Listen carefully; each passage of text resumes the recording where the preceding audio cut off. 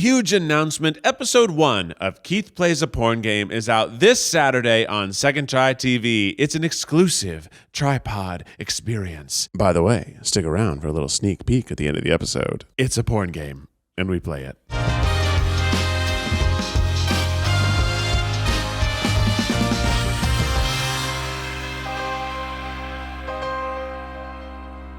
Okay, you guys. We are in the episode. There's something that we sit down, Rainie hits record, and she launches into her okay, you guys. And at that moment, my fate is entirely in your hands. I have no idea where we're going. It's the Willy Wonka, there's no way of where we're going. Knowing the direction we are going. Is it raining? Is it snowing? Is a hurricane? You're sort of the Gene Wilder of this podcast. Oh my gosh. Wow. Gene Wilder and not Johnny Depp? Oh, no, we're going Gene Wilder. Okay. You're going to want Gene Wilder. Well, I don't know. I'm sure. Who knows? No, he was lovely. Yeah. He was lovely. I don't know. They were in the 70s and 80s and 90s. There were a lot of things people were getting away with because there weren't phones. Not Gene. Yeah. Gene's Let's just perfect. assume he was perfect. Gene was perfect. Well, Zach, I'm sure you have something big to say on this. What do you think about the death of the movie star? That's crazy. What are you talking about? Well, I think it has to do with the phones. I think that part of why we don't have a movie star anymore. Have you heard this? do. That we don't have movie stars? Okay, so You mean no new movie stars, maybe? Yeah. So it is essentially this theory that there are no more grand movie stars because who are they? Timothy? Right. So throughout all of movie history, you had stars that could guarantee a certain threshold of box office success. Right. We had Tom Cruise. Mm-hmm. We had Will Smith. Jim Carrey. Adam Sandler. These are the comedy ones, but honestly, the Adam Sandler films that came out, every single one, they would have one a year, two a year sometimes, it felt like, and they were huge hits, which is crazy because comedy, what really we should talk about is the death of comedy films. For sure. Mm-hmm. None of those get made. At all. Really sad. Even though they were crushing in the early 2000s. The economics of all this has changed. The film industry is in a really rough spot right now. So you could argue that Timothy is like our movie star right now. Mm-hmm. I think he's also just very good at picking projects. Yeah. But he's as enigmatic as we have right now. Way to fucking go, Timothy. Yeah. Good job. Okay, we have to get into, because we have this episode is a two-parter. Okay. Oh. Part 1, we're going to talk about Buzzfeed, the nostalgia of Buzzfeed, and also some drama with Buzzfeed. Whoa. Do they even have any? Well, it's retrospective. Of course. Yeah.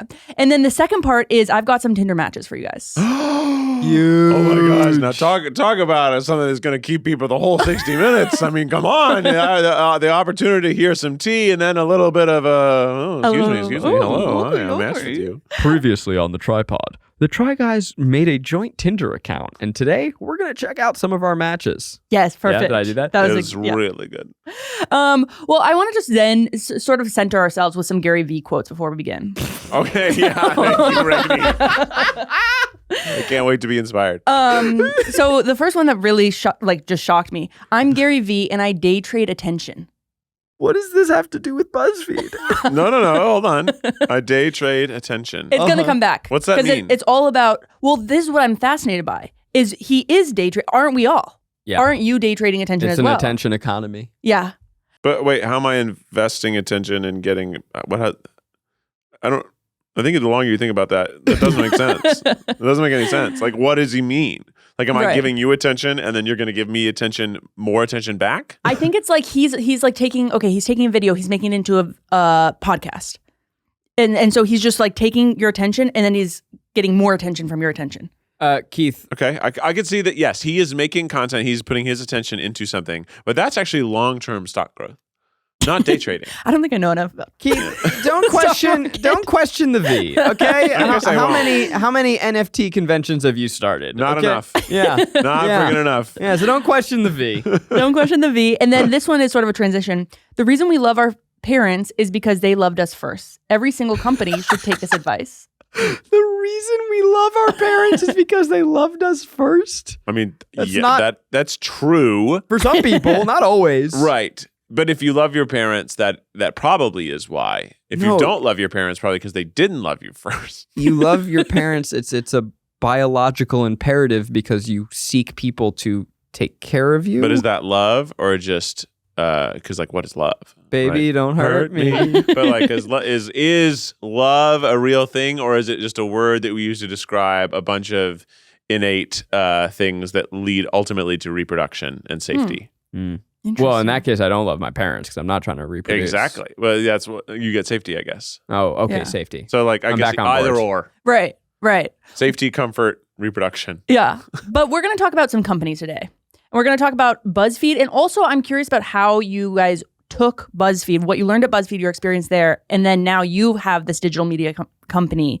So, can I give some context to this too? Because all of a sudden, out of nowhere, BuzzFeed's cool again. Are they?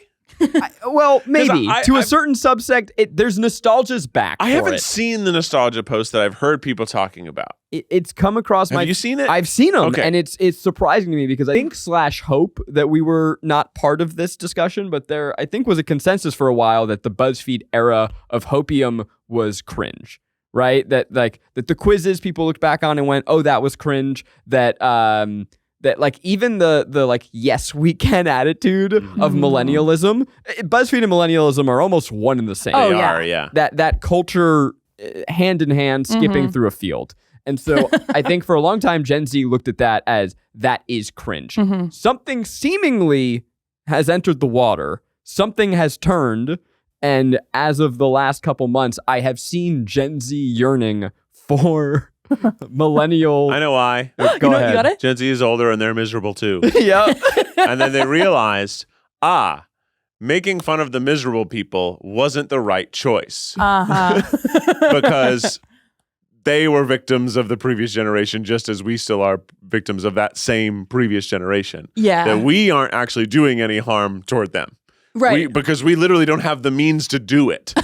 Because we don't have a good scenario to be able to pass a bad scenario down. Right. We are in a bad scenario and we couldn't make it better. And now you're here And too. we tried. And we tried. We tried. Which is a but lot we cooler than not trying. We couldn't win. Trying is cool. Trying is cool. But I think it's also, they're like in the same economic situation that we are. Right. So they are like, oh yeah, maybe I won't have a house. Maybe I won't be able to have a steady job. Maybe like, wait a minute, I graduated with this degree, and are people graduating right now? I'm like, I'm graduating into a depression. Yeah. It's like that is potentially we what's did that ahead. too, dog. We had a recession. What's Yeah, building not right now depression, is a depression. Yeah. That's a lot worse. Yeah. A recession. The differences I can understand is like a recession is people are more concerned about not having money, and there's the shortage of jobs. And the shortage of jobs. That's a big part of a it. depression is when Yeah. kind of everybody doesn't have money. And Money like doesn't society exist anymore. breaks, Yeah. right? Like, because if people aren't buying things, brands can't make things to sell to them. So they can't advertise things. So people who work in advertising, like agencies or like us who are ad supported, can't work. Like, Yeah. it is a big domino effect. Yeah. So like, we don't want that.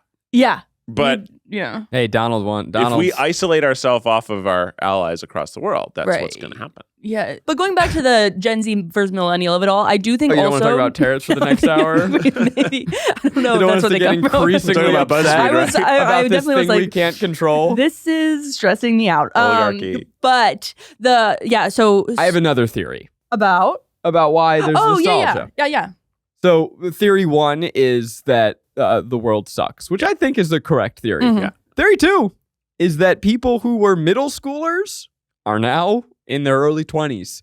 And so there's been a decade-long gap between when they watched it and now coming back to it. And that is just the perfect natural cycle of nostalgia. Like when we were 21, remember the Rugrats? Ah. You know, that's what you would be talking about. Or you remember, did you watch Pepper Ann? Pepper Ann.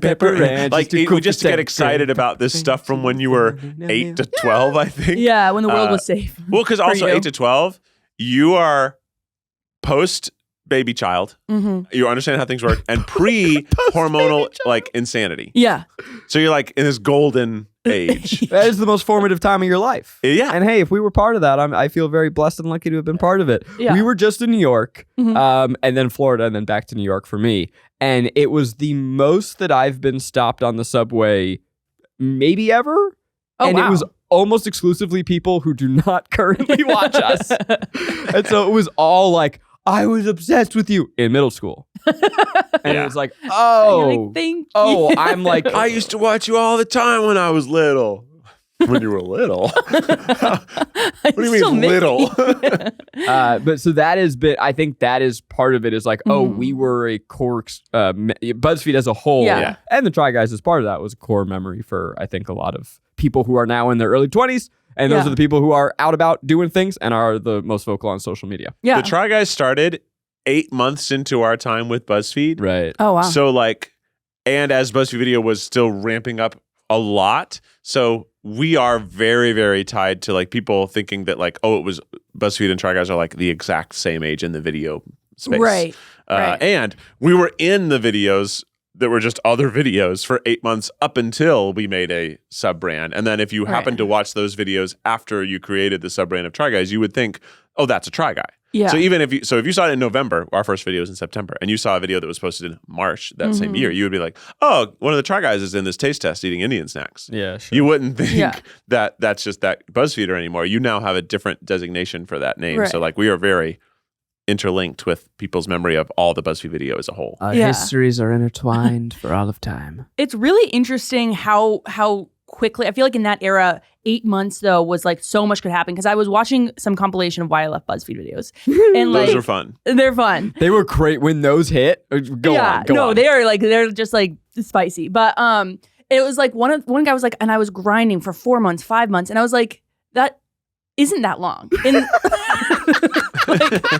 like with all due respect, reacts to why I love BuzzFeed videos. But I do think it's just like because it was so concentrated and intense, and it like was intense. So much happened in 4 months, and probably in those 4 months, that individual made an average of 2 things a week. Yeah. So like, it felt like that time makes you like, wow, I've made so many things. Yeah. Hey, you want to talk about how hard it is to work in a factory? Why don't you try being a video producer, BuzzFeed Circuit 24? I'm kidding.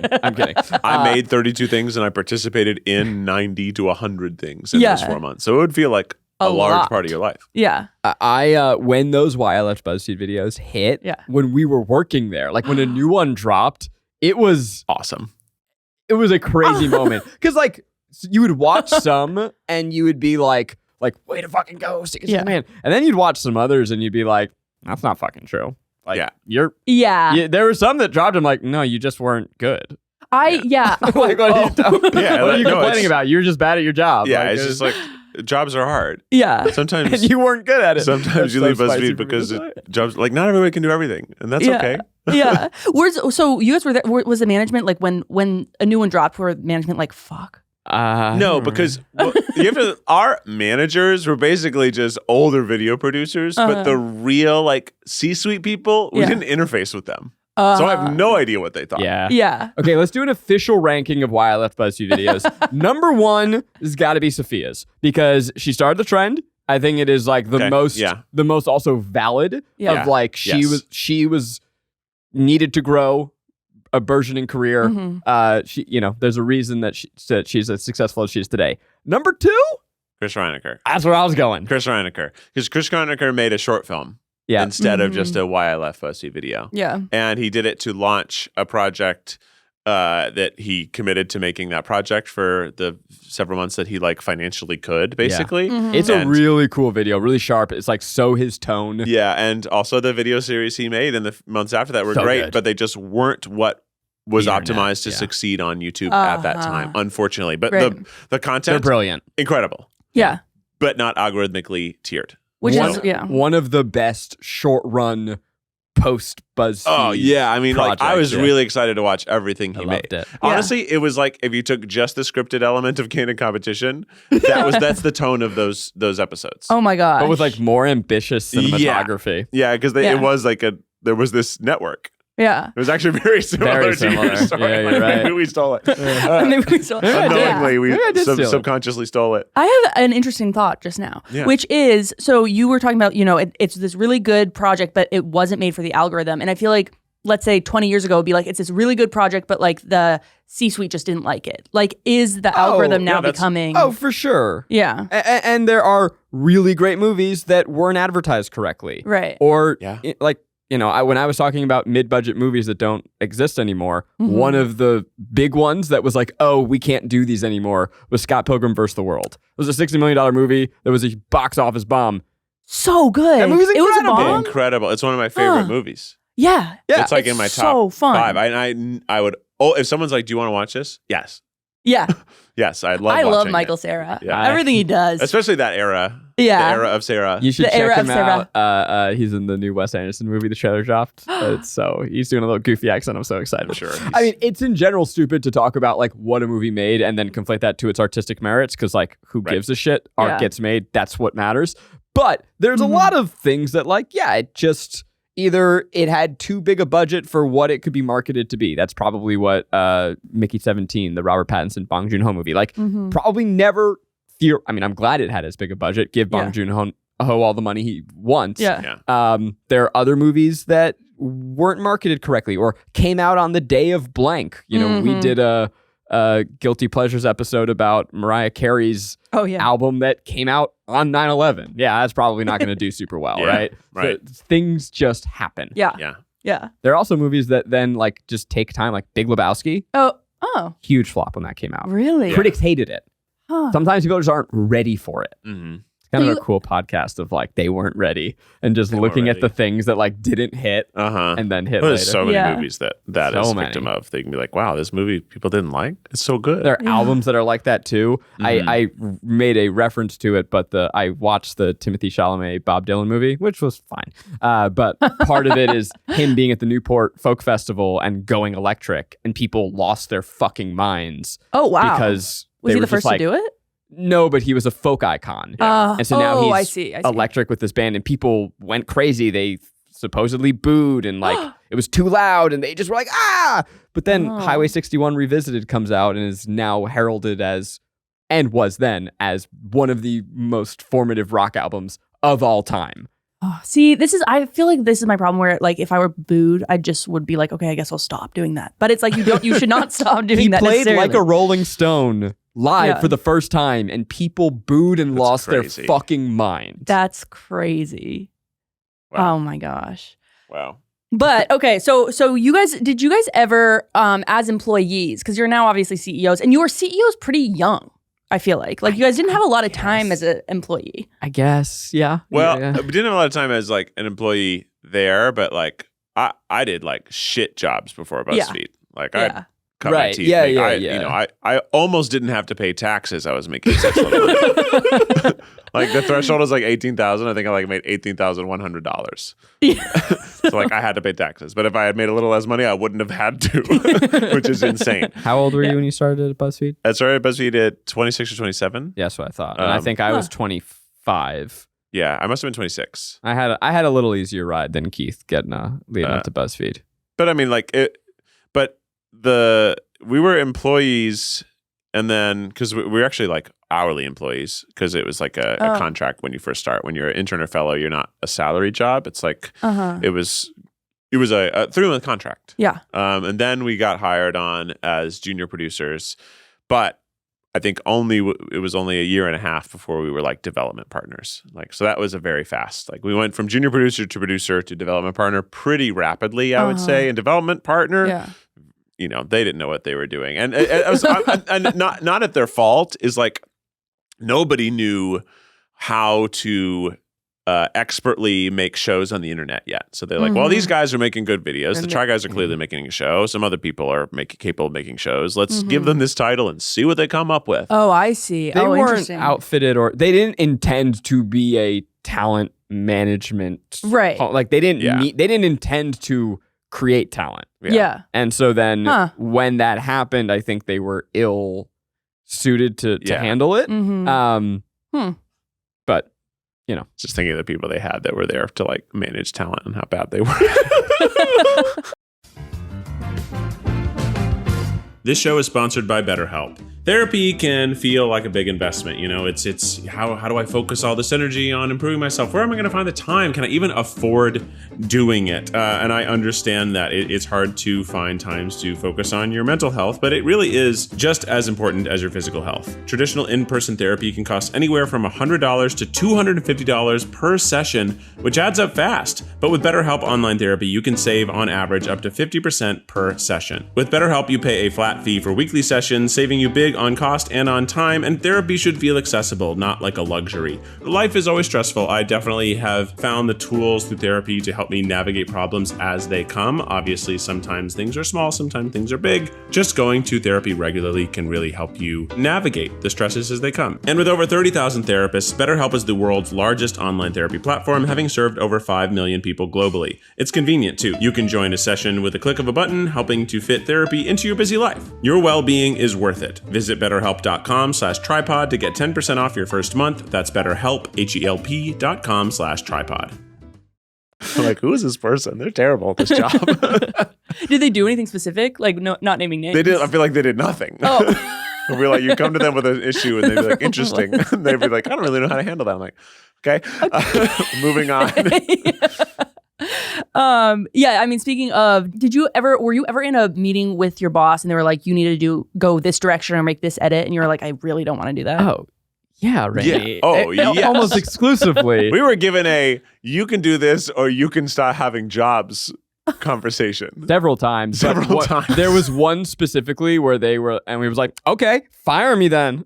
Did you say that? Yeah. We were basically like, first of all, they were trying to have one-on-one conversations with us, and unfortunately, I was the person who was called in first for that.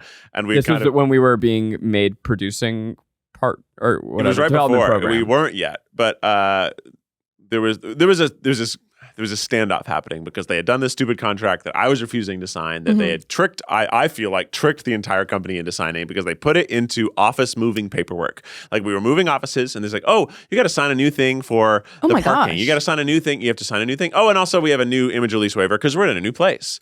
And the image release waiver, I want to say for the record, none of the people involved in this story work there anymore. But the image release waiver was broad reaching. It basically was like, we own your likeness in any way we want to do it. It specifically said we would own your life story. Yes. And that was my issue with it. And luckily for me, because I probably also would have blindly signed it, but they ran out of the image release waiver because I was working too late that day because we were always working very hard. So like, I was working late and they didn't have any more. And then, so I didn't sign anything. And then I showed up, and then a week into being at the new office, they realized I hadn't signed the new image release waiver. So some poor intern gets sent to me and they say, hey, can you sign this? And I was like, well, I got to read it. And they're like, well, you need to sign it. I was like, this is an unfortunate, very unfortunate. An intern delivered this paperwork. And I read it and I'm like, I'm not going to sign this. This is crazy. And then I just sent it back and they said, what? I said, I'm not going to sign that.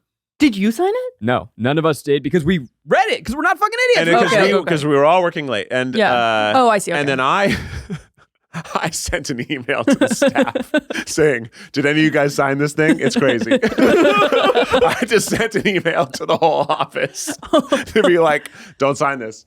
And then a bunch of people were like, oh, fuck, I just signed it without reading it. Yeah. And so they were obviously pissed at me.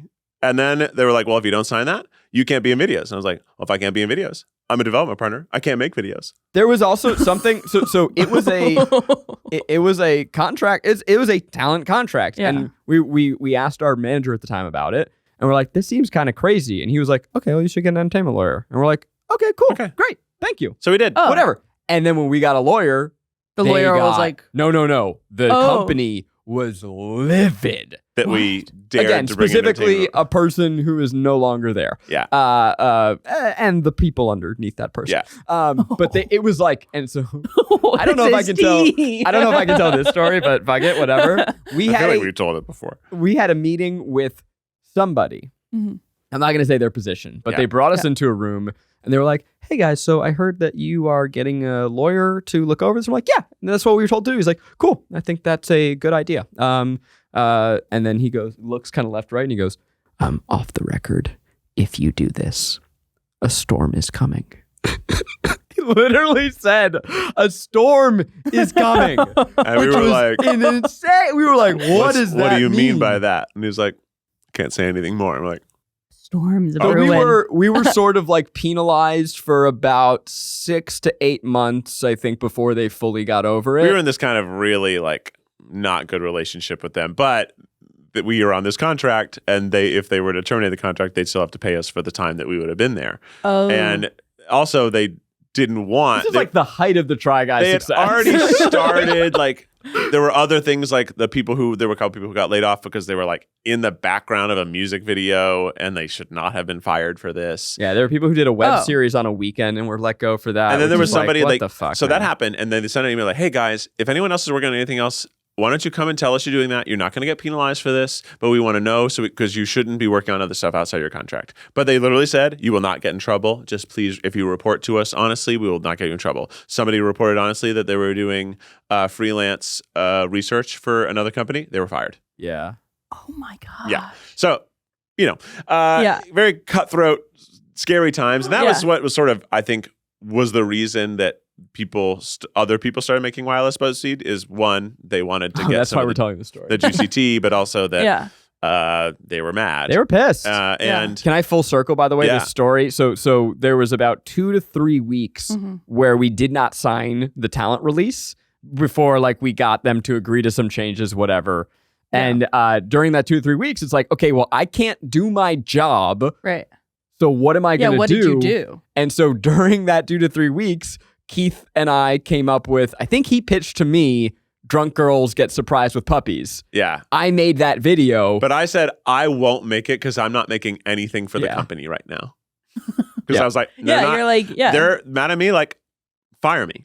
Yeah. I'm making nothing. I'm going to show up at 9 a.m. I'm going to sit at my desk, and I'm going to leave at 5 or 6. Oh my gosh.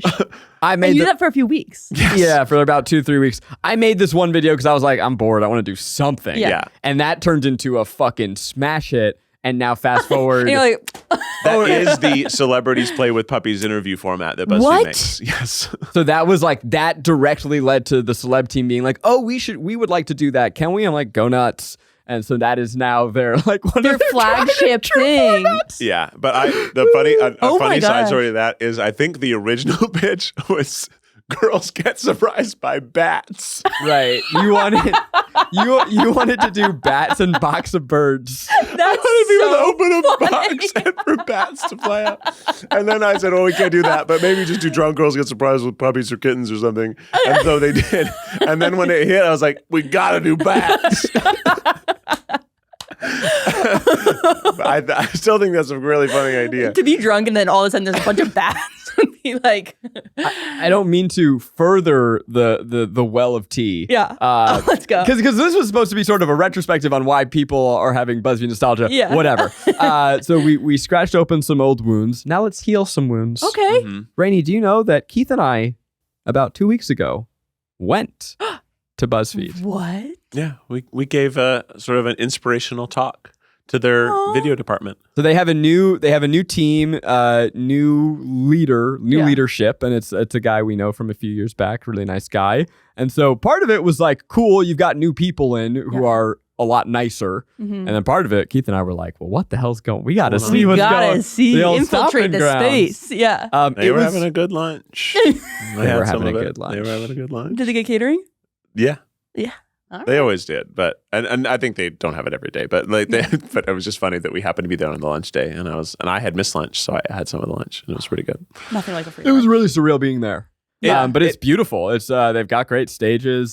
They've got lots of talented people working there. I'm always rooting for them. Yeah, I mean, I want them to succeed because we are so like interwoven in that story. So like, it's only good if they have more success. I think ultimately for us, like, they also I think have learned seemingly. I'm not there, but from what I'm hearing, they've learned a lot. Yeah.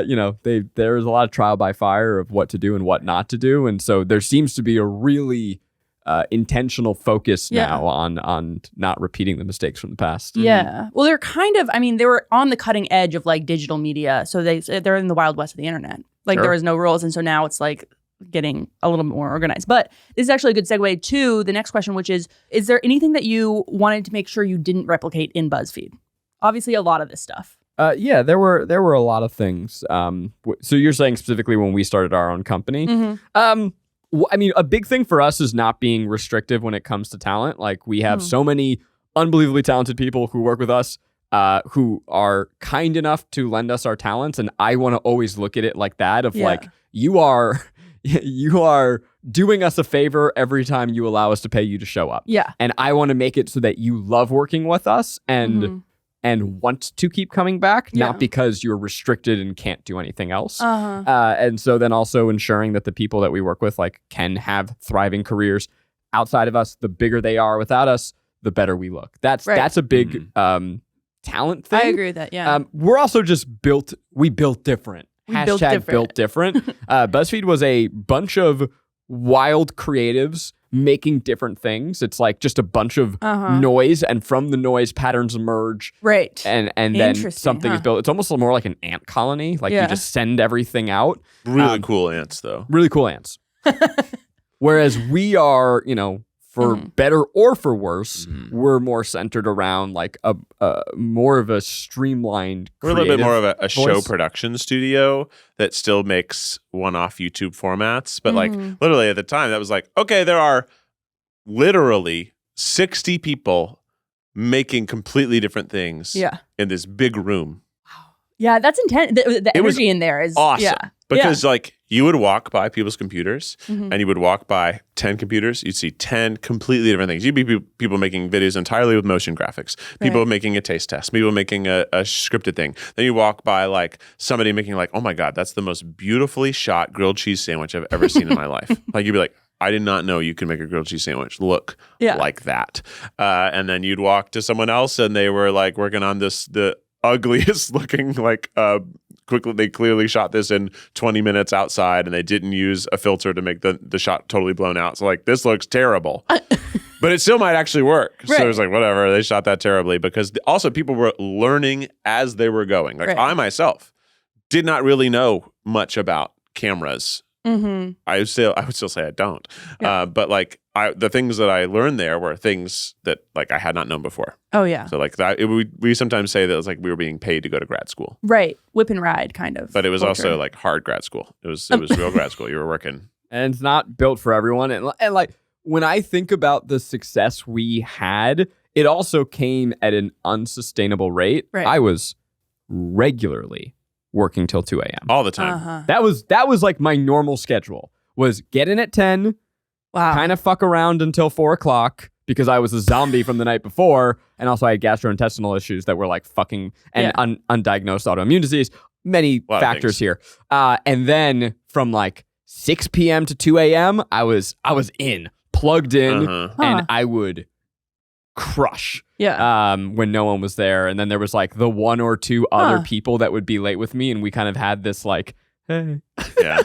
I would regularly like work red carpets for a few years, and they would always be on Sunday in the afternoon. So like I would show up to the office, grab equipment, go to the red carpet, do it, go straight back to the office, edit a video, get it up, make a thumbnail, and publish it before the award ceremony was over. Oh my gosh. And this is just all Keith myself, single. No one else is in the office. I'm just sitting in this gigantic office by myself, and I'm like calling a lead video producer to be like, "Can you give me notes on this? Oh my gosh, is this good?" And before also, I put it on the internet, and like I'd have to do the color and sound and like packaging and like description and all that stuff. A crazy thing too is that we didn't make that many Try Guys videos like compared to now. We made 40. Yeah, not that many, but having it be 40 is crazy. I think the last year it was like one a week because of the vlog stuff, but it wasn't even a full year. Yeah, so I have no idea. I think it's more like 60 to 70 to 80. Yeah, somewhere in there. This is a big range. I have no fucking idea. Yeah. The point is that while we were doing that, we were also making tons of other stuff. Right. Keith was like doing all the celeb stuff. He was the doing a lot of food adventure content. Tons of unscripted. I was in the scripted department, and so I was, directing shorts that were not really optimized for the internet in any way whatsoever. Yeah. We had different kind of spin-off series. Like Eugene was making crazy videos. Beauty music videos, basically. And all of this was like weaving in between the Try Guys stuff. And that was a point of tension, I think, for leadership, but just made Wait, why for leadership? It seems like they would like that. Well, because honestly, every time we worked on a Try Guys thing, they didn't like it. Oh. They didn't like it because it was 3 people working on one thing. Huh. And I do mean 3 people. Mm-hmm. And that's who was working on it. Yeah. And like we said before, they weren't set up to be a talent company. Yeah. So the more we made Try Guys, the more we were popular as talent, and the more the world saw us as a cast of talent. And this is happening simultaneously as Sophia left and made her why I left Buzzfeed. And so now everyone in the pool is like, ooh, the bigger I get, maybe I can leave too. Right. And then management starts to get, well, we got to stop making these people so famous. Yeah. I mean, I literally had this philosophy while I was there, is that while I'm at Buzzfeed, I am on a big diving board ladder. Uh-huh. And there are many platforms on this diving board. Yeah. And at some point, I'm going to reach a place where like, okay, from here on up, like if I were to jump off now, I would make a pretty big splash. Uh-huh. But I could go a little bit higher, make an even bigger splash. So as long as I'm here, I'm actually just going higher. Right. But at any point I could jump off and I'll be ready to jump out. And I will succeed in making a big splash. Now we eventually did. We made a big splash. But like I was like, okay, there's a value to staying here. Because I had this like one opportunity that I turned down because I was told I would be fired if I did it. What was it? It was to be a spokesperson for an airline. What? It was a really big commercial opportunity. I don't remember this at all. Yeah, because I didn't tell anybody because I was going to get fired if I did it. What airline? I think it was going to be a commercial campaign for like something like American or United. And American I wasn't like, and or United, if you're listening, it's not too late. I wasn't the guaranteed like spokesperson, but it was like a 5 commercial contract. Were you going to be and like I was the like flow? in the top 2, but I needed money, to go right? do. Yeah, it would have been. You were going to be the flow from Progressive for. I was a top 2 candidate to be the flow of Progressive of some airline. Wow. For some year. Clearly a campaign that didn't work out because we don't know. Yeah. Didn't hear about it. Yeah. United Larry. But I didn't do it. Because I was afraid that I would lose my job, and I had to say the choice that like, okay, I could jump out now, but I've actually only been at this was like early in Try Guys, so like I was like, okay, well, we won't be able to do Try Guys anymore, and Try Guys is like really starting to do well, and probably the reason I'm actually even up for this is somebody there knows me from Buzzfeed, Right. So I had to be like, do I take a big contract now, but I don't know what I'll do after that, or do I keep working on this show that's really working and giving me a lot of opportunity, and also like. Yeah. I think I was also scared out of the idea that I should go do that by the management. Right. Like, because I was like, why So can't I do both? Yeah. Insane, by the way, that you can't do both. Like, why couldn't I do both? Yeah, because to your point, the commercial shoot's going to take like a couple days. Right. Like a couple days, a couple times a year is what it will ultimately be. And the bigger you get, the bigger Buzzfeed gets. You would think. But they didn't, Yeah. they didn't want to be a talent company. So they were like, you can go do that, but you can't work here after you've done that. Yeah. If you leave and do that, you will not get rehired. And I was That's fucked. I was like, oh, I can't do it then. So I didn't. Whoa. How about that? It could have been, I'm just picturing your I life can remember now. If you would. where I was like on the DeLongpre lawn on the phone with my agent. And he's like, what are you talking about? You're going to turn this down because agents make money off of you booking things. Yeah. And this was a small agency, like, because I was like new to LA. This is a boutique little agency. All they ever book is like background people in commercials. Yeah, this is huge for them. This is like going to cover their entire year just off of me. And huge for you. You're someone who moved to LA with the residuals you made off of a radio ad. Yeah. So like I was like, at that point, especially like acting was the only thing that I thought I could do because I didn't have a lot of like great skills on my own yet. Yeah, all he is hot. All I am hot as hell and kind of funny. I'm just John Krasinski, you know? But I can remember where I was standing, and I remember like asking a person who worked there if I could do this. And they're like, no, you can't do this. This is like competition, and no, you would have to stop doing this. And I was like, and I thought about it, and I didn't. And then that agent obviously was like, dropped me, and I was okay. I didn't really care about that. Yeah. Wow. Because I was like, also like, I can't.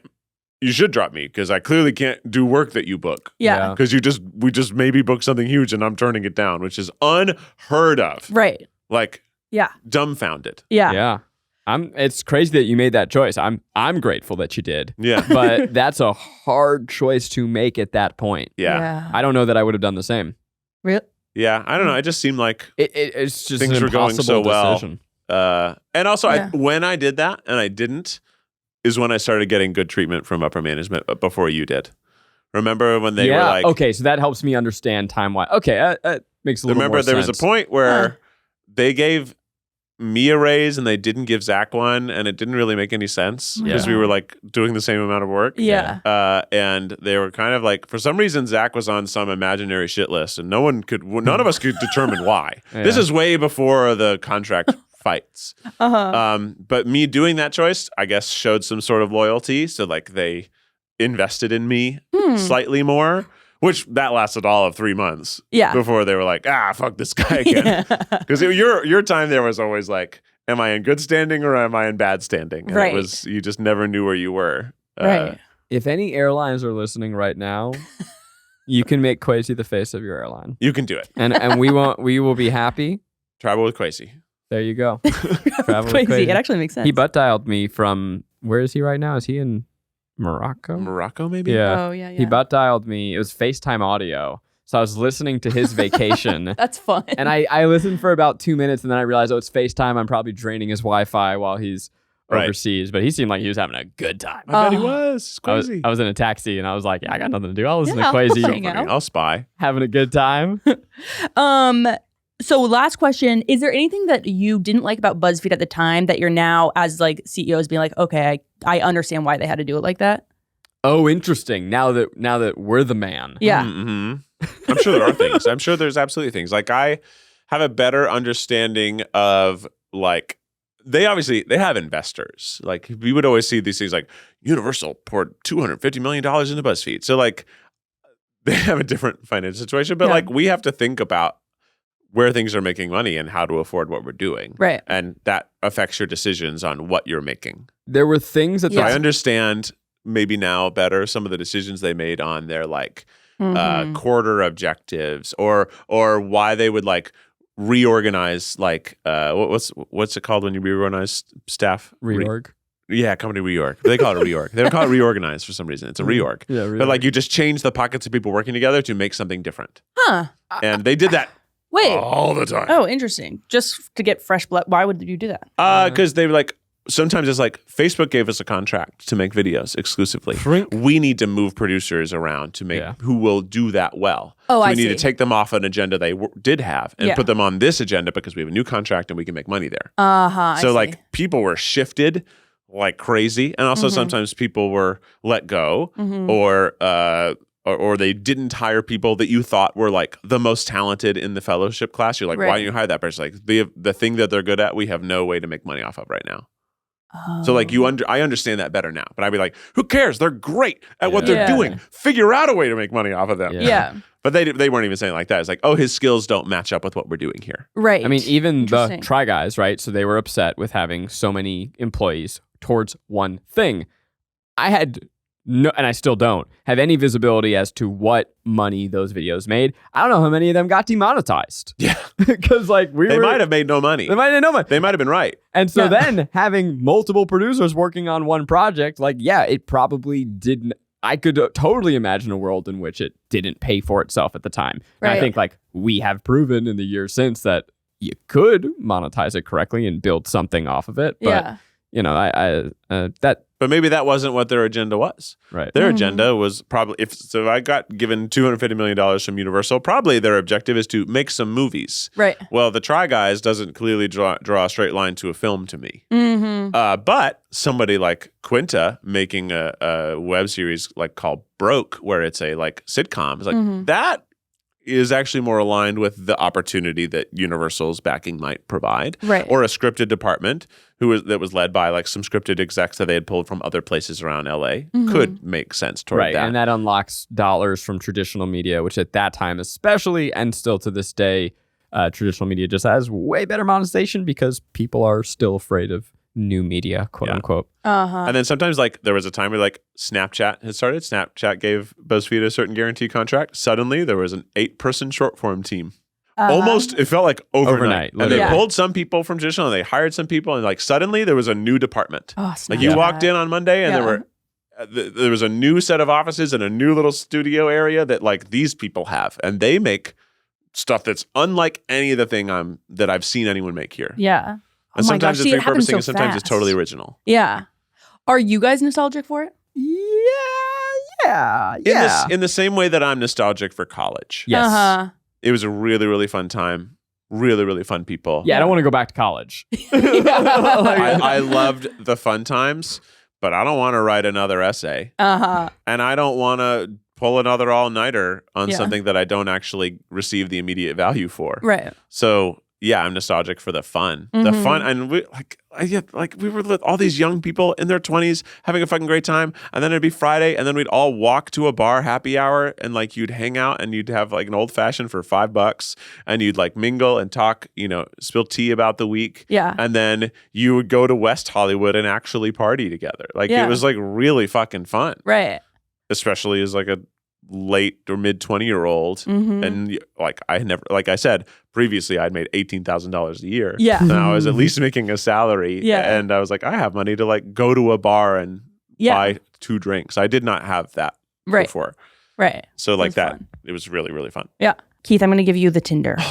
Tinder time. Hey, by the way, this is as good as time as I need to tell you about. We have a free trial on Second Try, so you can go over to secondtry.tv. Keith Plays a Porn Game, our new exclusive limited run series, is out for you to listen to right now. And to be honest, okay, so I've been reviewing it. It gets hotter. It heats up. Of course it does. It really revs. It goes hard The up, game gets upward. hard, doesn't it? But you get some goods, or even in the first Oh episode. yeah. I mean, I listened to 1.5 episodes so far. Yeah. We're recording this in the past, and it's very funny. yeah. Yeah, I jumped around because I didn't have as much time to actually be able to sit. But I've got some flights, so I'm gonna try to download them and actually listen to them as a podcast and see also how they listen, just to know. Yeah. So go get your free trial right now, secondtry.tv, and use code KeithPornman69 for 20% off. Yeah, Keith Porn 69. I feel Keith feels right. Pornman 69. No, that's too many words. We're just about Keith porn. Well, I've already said it. 69. I've already said it. We also, so what we did before is we had like 18 codes and we put them all in. So if you want to go, you can choose whichever one you What were we like. thinking? We should make them. It's all my fault too. I was one. We should make it so that the codes compound. Yeah. You can just add them on, so you get like 150% off. We pay couponer? you. No, we shouldn't do that. We can't afford that. We can't afford that. Tinder, something that came out when we were working at Buzzfeed. That's true. I was on it. I wasn't. I did a video. I did a video once where I needed. I don't even know how to use this. You can't do this. I'm like, what the fuck is this interface? I'm like, I'm not even. Do I click on things? Yes, so you can click on things. Do I click on the top or the bottom? I would Can I tell actually. you? Can I tell you a huge story? Kaylin Allen texted me. Oh, I think this is Hinge, not Tinder. But it has a line of "I'm weirdly attracted to." yes. This is Hinge, or It's Hinge probably. Okay. Yeah. and so this was someone that he found. I don't know if I'm outing that he's that Kaylin's on the apps, or maybe a friend sent this to him. I don't know. Yeah. But the thing that the guy's really attracted to is nerds/dorks. The 2 examples given: Zach Kornfeld and Jay Baruchel. Wow. Hilarious to be in the Sort same of category as Hiccup from How to Train Your Dragon, Yeah. and also like Kind sort of. I of get it. Okay. sort of an insult, sort of a praise. Yeah. So, We'll take it where we can Kenny get it. from Hinge, if you're out there, thank you. I'm taken. So I have vetted a few people because if you guys remember, we had a decision tree of questions, including jeans, ? Inside or outside and why? And what was the first one? I don't remember this. I remember that it happened. And do you like garlic bath bombs or something like that? Yeah, that was our opener. So certain people made it all the way through, and I'm just like looking at the top line, like it's just showing me their response on these. And like some of these are clearly like, wait, this person didn't read anything, they're just hitting on us. yeah. Oh yeah. Hey, how are you? Like with extended Y's and U's. I was like, So that's got to be a bot or something, right? it must be. Rainie, how many matches did we get? A lot of matches, but only a few people made it all the way, because also some people failed out of the decision tree. They said, it was paper or plastic. So if they said plastic, I was like, you're out. Yeah, I get it. I agree. So we have 3 people that made it all the way. We've got Fallon, Topher, and Marcel. Marcel. Okay. Marcel made it. And we said, if you're seeing this, we're recording a podcast tomorrow. I want to text with a few of our matches. Are you free around this time to chat? And they said, oh, yeah, for sure. Sounds like fun. Oh, my God. Yeah. Rainie, what was it like texting with these, DMing with these three? Did you catch a vibe with any of them? Any feelings? What's hard about Tinder is I feel like it's just such a numbers game that I feel like people weren't really cherishing the responses. But I do think that the ones that I found were very fun. I think that, what's fun about Marcel, go to Marcel's profile. Hold on. I'm looking at... Oh, it's talking to somebody in Hong Kong. Oh, yeah. So that time wouldn't work out. I obviously just started fully checking out from what you guys are talking about and reading DMs. SJ did seem fun, though. SJ looks fun. Yeah. No shirt. How did we get someone in Hong Kong? I don't know. Love is love, baby. Yeah. You can love all around the world. What's our mile radius that we... I think he put it in... I think in his profile there's will be in LA for these dates. Damn. He's Yeah. trying to Yeah. Yes, of Line course. up That's his- Tinder, isn't it? Yeah. That's what you do on Tinder. I got my people in Hong Kong, but I'm gonna be in LA for a week. Yeah. Yeah, it's literally I like think 4 yes. days too. Yeah. So if you go to Marcel's Uh-huh. page, Marcel. Age. I also want to read just how Rainie DM'd this person. I just want to read this part. Also, are you okay with having your text thread? Zach and Keith are very uplifting. / we're not going to dog on it or anything. It's all fun and light. So Zach and Keith, no dogging. We're not dogging on anything. Now we're not going to dog on it because we promised. Yeah. It definitely was going to dog. I was gonna dog. I was going to dog hard. Guilty. I was gonna dog. Marcel. yes, and scroll all the way down to pets. Pets. Weekends. Oh, pets. Reptile. Huge. Fun. Yeah. We So like I feel that. like we have to ask Marcel Is about Marcel a he or she? Or are they or neither? I'm looking. He, him. Okay. Gay. Right. It just says. That's what it says. Shout out Marcel. 5'7". So I wonder if we ask him about Vaccinated. his snake. Hell yeah. It's a snake. I don't know if it's a reptile. What kind of reptile? Shoot off a message. Hey Marcel, Keith here. Tell me about that snake. How do I get back to the... Do I hit the arrow? This arrow? Yeah, I think so. I just want to make sure that's not going to download his profile or something. No, it's not. Okay. There we go. You're right. That was right. Hey Marcel, Keith here. Tell me about that snake. Now, if he doesn't have a snake, It's going to be we're really fucked. awkward. Maybe parentheses, assuming that's your reptile, Yeah, there not we your go. penis. Don't say the thing about his penis. I put a question mark in there too. Great. So now we wait. And now we wait. So, and we okay, can, and I'll message one of the other people too. Yeah, so there's Fallon and Topher. Though both of those names aren't real. I mean, I'm so excited to talk to a Topher. Topher, Topher already has put in their opportunity to replace Eugene. Yeah. If you guys need another gay try guy that's equally, if not crazier than Eugene, I'm your guy. Plus, I have some ideas without a recipe. Okay? Honestly, ask him Let's ask him about the ideas. Hey, it's Keith. Tell me about those without a recipe ideas. ... Okay, very exciting. Fallon. And let's get over to Fallon. Last question. Do you have anything to say to Goose Boyfriend? Fallon wrote, honk. We wrote, agree, but going to push you harder if that's okay. Anything else to say? The problem is everyone says honk. Sad face. And then Fallon said, did I ruffle a few ... feathers? Rainie said, funny. There we go. Okay. You text exactly how you talk. I'm very into this. And then they Rainie, said, did you feel that there was a difference? Like were you in your flirt mode or were you in your I'm a professional journalist? Oh, I was definitely in the journalist mode because but it was freeing. I was like, I could be doing dating apps, just swipe right, and just sort of seeing the vibe because some people were really funny. Who was the one who there's one that I really liked, Madison. Madison, I think failed out, but he was really funny. And so I was sort of like, okay, I probably wouldn't have matched with him, but like he's fun. Well, and also, hey, maybe a lesson to our viewers out there. Don't discount people because of your presumed checklist that they need to go through. Exactly. I'm hoping one of them responded. not yet. I'm looking, I'm waiting. What did we do a question for all of them? Yep. Fallon. I just asked Fallon, hey, Keith here. We're live on the podcast. How are things going with you today? Just simple. Easy entry.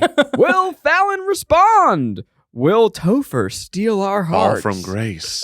Will Marcel come out of their shell? Find out next time on The Tripod. Keith, hit us to the official Tripod theme song. Well, good night. Tripod. Have a good ass week. Don't move a muscle. We have a sneak peek of Keith Plays a Porn Game in just a few seconds when this song ends. Darren takes me to his office. It's by far the most peaceful part of the nightclub. Yeah, these are my books. I don't get horny vibes from this at all. No, this is like an abandoned This is a mansion. cigar room. Yeah. It looks like they just pulled the dusty sheets off these chairs. Correct. And like power blasted all the spiders out of there. It's like This a is where game of Mr. Clue. Mr. Plum with the lead pipe. Uh-huh. Tell me if I was rude earlier. Now that I'm successful, a lot of people have been asking around for favors. Even the ones who despise me. Just mispronouncing half of these words. I never despised you. Perhaps. But we won't exactly jump either. Oh, please, I can't wait for this line. Anyway, I'm a businessman. And having witnessed that little scene, you can see that my little business has some problems. Although our situations are not comparable, I'm just as sweat as you are. Darren grabs him a bottle of whiskey and pours himself a shot. Oh my God. Want some? A drink? Yes. Yes. Oh, yeah, we gotta get liquored up. I'm for Our third drink of the night. Come on. Yes, please. Darren pours another shot and hands it to me. His movements are quick and fluid. By the way, I love that like his fine whiskey in the back of his office, they're shooting. Yeah. Yeah. Pours a shot. Yeah. He seems restless. Earlier, he was icy and arrogant. Now he's simply irritated. So, you saw the commotion? Oh, you better, Dad. Darren pours himself another Oh drink. my God. Whoa. The guy was asking his daughter to quit. What's the deal with this place? Darren sighs and leans against his desk. I've fallen victim to many rumors, but we're not here to talk about that. We're here to talk about your problem and how I might help a beautiful girl like you. I fucking hate this guy. The voice is really helping him. Up top. Oh, Some choices some- let you win the hearts of others and can affect the whole story. Oh my God, we're about to do a watershed moment. He stares at me, studying me from head to toe. By the way, good use of the word watershed. Thank you. It's one of my favorite words. He's insanely handsome, and he obviously finds me attractive. Oh, we're going to fuck his I brains should, up. I should seize this opportunity to get on his good side. It won't take much to show him I'm interested. Darren might be vulnerable to my charms right now. Oh, and he does look kind of dreamy. Okay, so how many gems does we have? 30? We have two choices here. For free, we can ask for his help. But for 18 diamonds, Yeah. flirt with Darren. Episode 1 of Keith Plays a Porn Game is out this Saturday on secondtry.tv.